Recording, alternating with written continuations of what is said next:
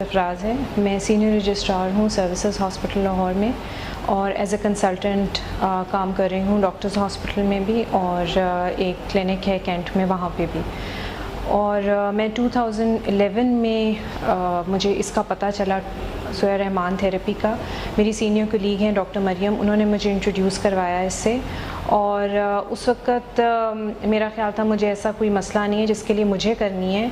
हाँ, अलबत्ता as a doctor जैसे सब लोगों का ये क्वेश्चन ज़रूर उठता है कि मरीज़ जो हैं वो बीमार क्यों होते हैं और फिर ये कि हर मरीज़ शिफायाब क्यों नहीं होता।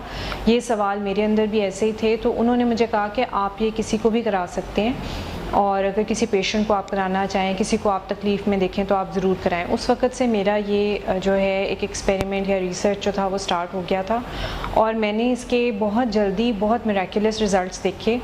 और सबसे बड़ी हैरानगी की बात मेरे लिए ये थी कि उस वक़्त तो मैं रेजिडेंसी कर रही थी और मुझे इतना बहुत ज़्यादा इन सारी चीज़ों का इल्म भी नहीं था, लेकिन मैं भी दुआ कराती थी तो मरीज़ ठीक हो जाते थे या मैं उनको सोया रहमान का बताती थी तो वो ठीक हो जाते थे।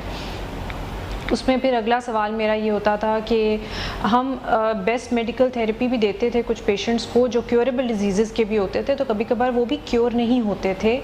तो ये भी मेरा क्वेश्चन था कि वो क्यों नहीं ठीक होते हैं। फिर उन पे जब मैंने ये वाली अप्लाई की तो वो भी ठीक होना शुरू हो गए।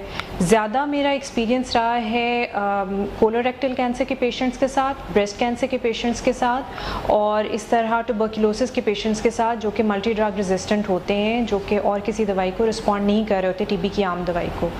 और उन सब के साथ मुझे मैक्सिमम रिजल्ट्स मिले हैं। बहुत थोड़ी परसेंटेज है पेशेंट की, हार्डली 1 to 2% हैं जिनको इससे आराम नहीं आया।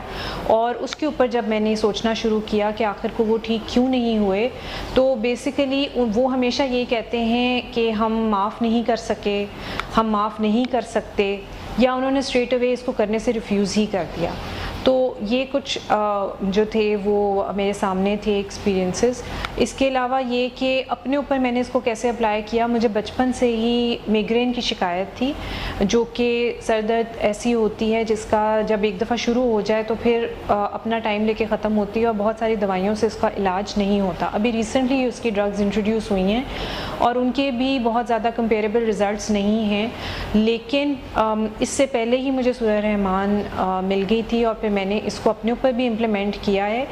तो 7 ईयर्स से मुझे माइग्रेन का अटैक दोबारा नहीं हुआ, जो कि मुझे हर हफ्ते होता था और या हर महीने में कम से कम 2 दफ़ा तो ज़रूर होता था और वो it use to take 72 hours to get better. तो वो इतना ज़्यादा मुझे सीवियर होता था, किसी दवाई से आराम नहीं आता था। यहाँ तक कि मेरे घर वालों को ऐसा लगता था कि ये बस इसको दवाइयाँ खाने की आदत है और इसको कोई सर दर्द नहीं होती, लेकिन मुझे बहुत सीवियर होती थी। तो इसके बाद फिर मुझे 7 ईयर्स से अब तक सर दर्द नहीं हुई है। तो ये मेरा ब्रीफ सा इसके बारे में ये एक्सपीरियंस था। और हाँ, ये चीज़ है जो मैंने आपको एक पहले बात बता दी कि फॉरगिवनेस जो माफ़ नहीं करते हैं लोग, और दूसरी ये कि नफ़रत ही असल बीमारी है। और नफ़रत और उसकी सारी बाकी फॉर्म्स, हसद, बुग़्ज़, कीना, गुस्सा, बेतहाशा गुस्सा, सिर्फ़ अपने ऊपर नहीं अपने इर्द गिर्द के हर किसी के ऊपर जो है वो गुस्सा करना, ये वाकई बहुत बड़ी बीमारियां हैं। और अपने आप को फ़िज़िकली क्योर करने के लिए हमें इन चीज़ों का भी इलाज चाहिए।